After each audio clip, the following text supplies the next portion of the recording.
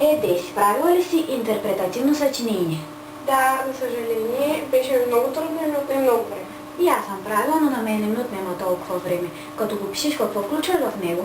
Увод, теза, доказателство, заключение и допускам много грешки. Не само ти допускаш грешки, дори най-големите допускат грешки. Сега можем да видим някои от бисерите, които те пишат в своите съчинения.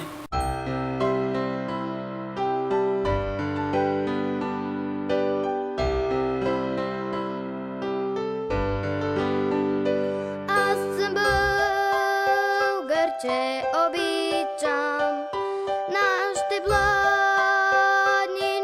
зелени, българин да се наричам, първа радост е за мене, българин да се наричам, първа радост е за мене.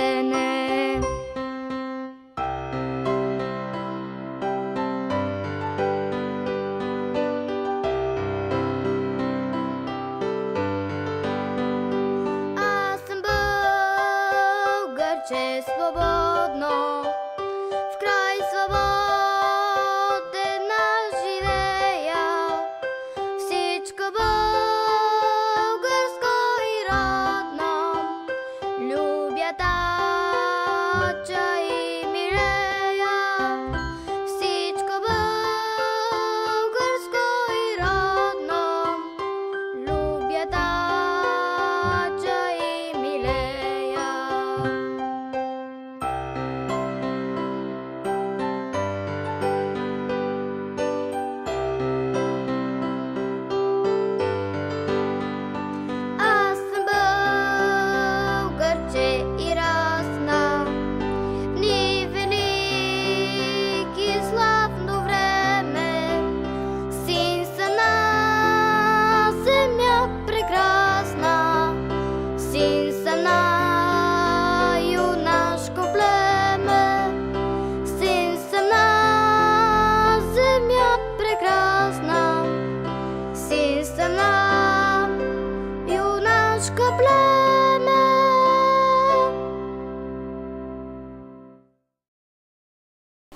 А сега ще видим грешките и при най-малките.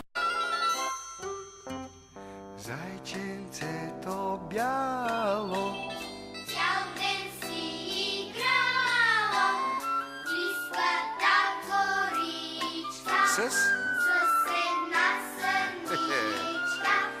близката горичка с една сърничка.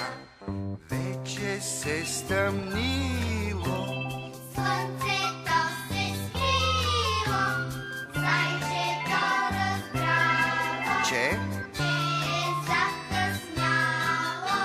зайчето разбрало, че е закъсняло.